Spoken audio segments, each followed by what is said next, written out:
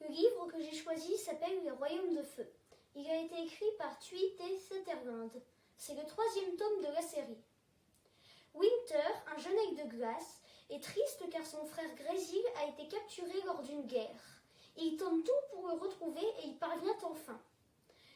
Pour le remercier, les aigles de glace organisent un défi spécial. Il doit combattre une dragonne figée dans la glace. Mon passage se situe quand ils vont rencontrer cette dragonne. Vous avez entendu parler de moi, constata-t-elle d'un ton réjoui. Vous ne pouvez pas.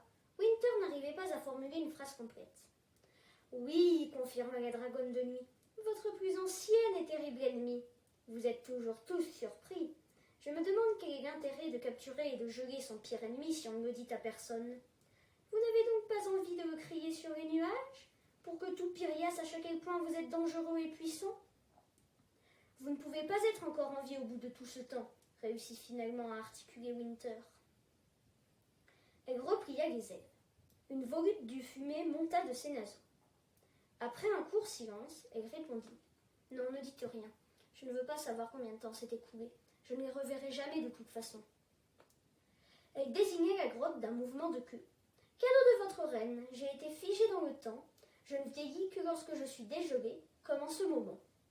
Son plan était visiblement de faire durer le plaisir très, très longtemps.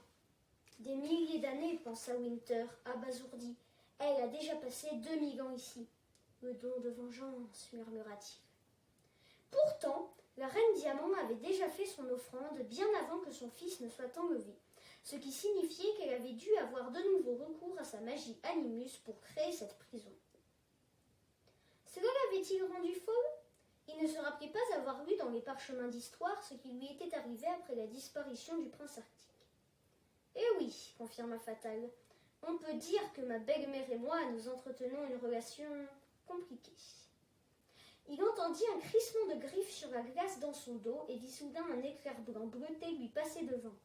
Grésil se jeta sur la dragonne, pointant sa lance afin de lui transpercer le cœur. L'aigle de nuit l'esquiva et saisit la lance pour la lui arracher des pattes. Grésil se rattrapa, fit volte-face et attaqua à nouveau. Il lui griffa la gorge tandis qu'elle le repoussait avec le manche de la lance, l'envoyant valdinguer dans le mur. Il se releva en rugissant, l'agrippa par la queue et se hissa sur son dos.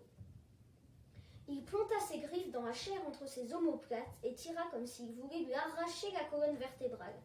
En hurlant, Fatal se jeta en arrière, repliant les ailes et s'écrasa de tout son poids sur Grésil avec un craquement sinistre d'eau brisée. Profitant que son assaillant l'avait lâché, la dragonne se releva et se rua sur son ventre exposé.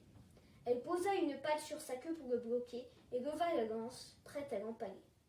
Winter se rua sur elle sans réfléchir et la plaqua au sol.